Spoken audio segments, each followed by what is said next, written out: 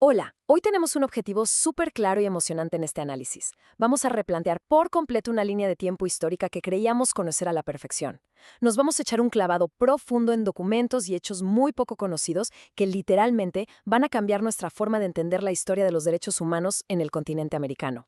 Es un tema fascinante, está lleno de giros increíbles, actos de rebelión y decisiones legales que honestamente casi nunca reciben la atención que merecen en los libros de texto tradicionales. Así que es momento de cuestionar un poco lo establecido y descubrir los verdaderos orígenes de la libertad de nuestra región. Vamos a darle. Ok, adentrémonos en esto. Si lanzamos al aire la pregunta, ¿qué nación de Norteamérica fue una verdadera pionera en abolir la esclavitud? Es súper probable que nos vengan a la mente las respuestas de siempre, ¿verdad? Esas narrativas que nos han enseñado toda la vida. Durante mucho tiempo el reflector siempre ha estado sobre ciertos países y ciertos eventos muy específicos. Pero bueno, esta misma pregunta funciona como un reto directo a esas ideas preestablecidas. Es momento de ver los datos duros, los documentos fríos, para revelar qué nación fue la que realmente tomó la delantera. Pues el dato contundente es este. México eliminó esta práctica décadas antes que sus vecinos del norte y, por supuesto, muchísimo antes que la gran mayoría de las potencias europeas. Es un salto histórico gigantesco. Y claro, crea una brecha enorme entre lo que pasó realmente y lo que nos suelen enseñar. Mientras que otras grandes naciones seguían debatiendo si debían o no proteger sus sistemas económicos basados en la servidumbre humana, en el territorio mexicano ya se estaban dando pasos súper firmes y completamente radicales hacia una libertad absoluta. Y esto ilustra de manera brillante cómo los primerísimos intentos de independencia en México estuvieron inseparablemente ligados a los derechos humanos. O sea, no fue una coincidencia. Los documentos históricos nos confirman que el decreto emitido por Miguel Hidalgo a finales de 1810 en Guadalajara no era nomás una sugerencia o una propuesta a ver si pegaba a largo plazo. No, Hidalgo estableció, literalmente, la pena de muerte para quien comerciara con personas esclavizadas. Y además dio un plazo de apenas 10 días para aplicar la prohibición.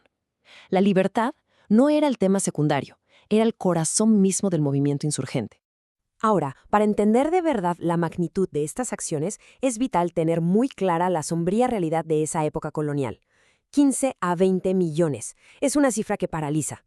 Esa es la estimación de seres humanos provenientes de África que fueron secuestrados, torturados, vendidos y reducidos a simples objetos durante 3 largos siglos.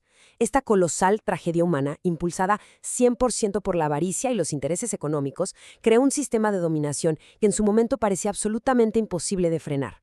Y dentro de la Nueva España, el sistema legal operaba con una hipocresía francamente brutal. Por un lado, teníamos las famosas leyes nuevas de 1542, que buscaban prohibir la esclavitud de los pueblos indígenas, reconociendo de cierta forma los abusos y tratando de protegerlos. Pero, y aquí viene el gran problema, esta aparente benevolencia legal no se aplicó para nada a la población africana. La dolorosa realidad es que mientras la esclavitud indígena iba en declive legalmente, la importación y la explotación salvaje de personas africanas siguió su curso sin que nadie le pusiera un freno. Pero ojo aquí, porque esta contradicción tan evidente no pasaba desapercibida en aquella época. Ya desde el año 1560, en una carta dirigida al rey de España, el propio arzobispo de México, Alonso de Montúfar, cuestionaba de frente la dualidad de un sistema que justificaba el cautiverio de africanos, mientras liberaba a los indígenas basándose en reglas morales y religiosas exactamente iguales. O sea, es evidencia clarísima de que la brújula moral ya apuntaba hacia la libertad muchísimo tiempo antes de que empezaran las guerras de independencia. Lamentablemente, a pesar de esos fuertes cuestionamientos éticos, el sistema comercial seguía siendo implacable. 200 a 500 pesos de oro, imagínense. Ese era el precio frío, calculador y totalmente económico que se le ponía a una vida humana en la Nueva España.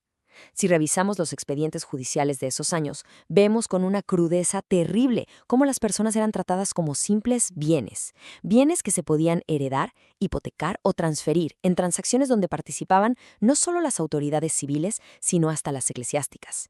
Pero bueno, la historia de la esclavitud no es solo una crónica de leyes opresivas, para nada. Es primordialmente una historia de una resistencia incansable. Ante esas leyes coloniales tan oscuras, la respuesta fue la agencia feroz, la fuerza pura de las personas sometidas. Desde 1560, los registros históricos nos muestran cómo la población de color organizaba múltiples fugas y rebeliones constantes. Luchaban implacablemente, arriesgando todo para recuperar esa libertad que les habían robado. Pasemos a ver cómo esto construye una narrativa impresionante. Y el mejor ejemplo es la historia de Gaspar Yanga. Él era originario de Gabón, escapó en 1570 y lideró una rebelión armada que se mantuvo firme por más de 3 décadas allá en las montañas de Veracruz. 3 décadas. Para 1609, la fuerza de este movimiento fue tal que las autoridades españolas no tuvieron de otra más que sentarse a negociar, lo que culminó años más tarde con la fundación formal de un territorio completamente autónomo. Y la relevancia de este hecho de verdad que es monumental.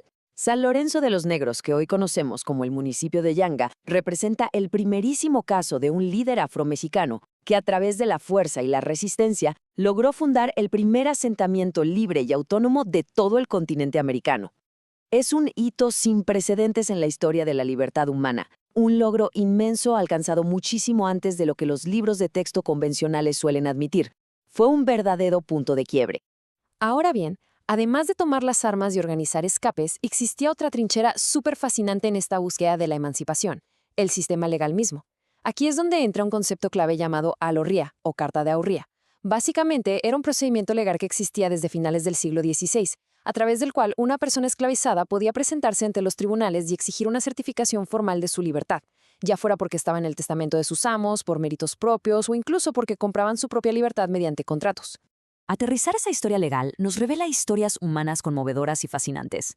Por ejemplo, en 1598, la libertad de un pequeño de apenas 4 años llamado Diego fue comprada legalmente en Oaxaca por 150 pesos de oro. Otro caso. En 1629, Manuel Ruano se presentó ante la justicia para hacer valer la cláusula de libertad que venía en el testamento de su antiguo amo. Y fíjense en esto, para 1790 ya existió un decreto que ordenaba que cualquier esclavo fugitivo que lograra llegar a dominios españoles desde otras colonias no podía ser devuelto, otorgándole la libertad. Estamos hablando de individuos que navegaron con una tenacidad admirable, un sistema diseñado para aplastarlos, todo para asegurar su emancipación. Así que todo este profundo trasfondo de resistencia nos lleva directamente al estallido de la independencia. Y es que, para el nuevo Estado mexicano, el concepto de ser libre significaba obligatoriamente abolir la servidumbre humana. Después del decreto inicial de Hidalgo en 1810, que ya mencionamos, José María Morelos llega en 1813 y establece las bases en sus famosos Sentimientos de la Nación, prohibiendo la esclavitud, citando sus palabras, para siempre. Finalmente, en 1824, el Congreso de la Nueva Nación ratifica la prohibición total y estricta del tráfico humano. Es una sucesión rapidísima e inquebrantable de logros legislativos. Pero claro, esta postura abolicionista tan tajante pronto iba a chocar de frente con el entorno internacional. Como bien nos indican los documentos de la época, el gobierno mexicano le había otorgado concesiones a empresarios como Stephen Austin, quien trajo a un montón de colonos desde Estados Unidos, junto con sus esclavos, hacia el territorio de Texas. Obviamente, México intentó ponerle un alto a esto, legislando que los hijos de estas personas nacieran libres o que a más tardar adquirieran su libertad a los 14 años. Bueno, pues esta restricción antiesclavista causó muchísima fricción, tanta que los registros históricos muestran cómo estos colonos extranjeros la usaron como uno de los pretextos principales para justificar y proclamar la separación de Texas del territorio nacional. Ahora, lo que resulta verdaderamente interesante de todo este análisis es cómo estas tensiones preparan el terreno para el gran clímax ideológico del siglo XIX. Llegamos al año 1857, un momento clave en todo el continente donde literal se marca una línea profundísima en la arena legal a nivel internacional sobre qué significa la libertad humana y a quién le corresponde.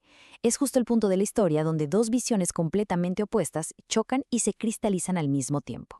El punto crucial aquí es esta asombrosa yuxtaposición legal. De un lado, en 1857, la Suprema Corte de Estados Unidos emitió la famosísima y terrible resolución Dred Scott, donde esencialmente confirmaron que un hombre seguía siendo esclavo a pesar de vivir en un territorio considerado libre. Protegieron la esclavitud a nivel federal. Y del otro lado, en respuesta directa y, en gran parte motivada por estos ataques a la libertad, México promulga su Constitución de 1857. En su artículo primero, declaró de forma radical para la época que el simple y sencillo hecho de pisar suelo mexicano hacía que cualquier persona esclavizada recuperara su libertad al instante. Así de fuerte. Dos naciones vecinas, el mismo año, y dos posturas que no podrían ser más diferentes. Lo cual nos deja con una reflexión final que me parece vital para repensar la historia que conocemos. Tradicionalmente, siempre se nos ha dicho que fue el surgimiento del capitalismo industrial allá en Europa lo que impulsó el fin de la esclavitud en el mundo. Pero ¿saben qué? El ejemplo de México nos muestra que lograron abolir estas prácticas muchísimo antes de consolidar un sistema económico de ese tipo, lo cual reta directamente esta vieja narrativa. Nos invita a cuestionar lo que siempre nos han enseñado y a valorar la profunda y tempranísima herencia de las libertades que nacieron en Latinoamérica. Ojalá que este recorrido por la historia documentada nos deje con muchísima curiosidad y ganas de seguir descubriendo estos hechos tan formidables. ¡Hasta la próxima!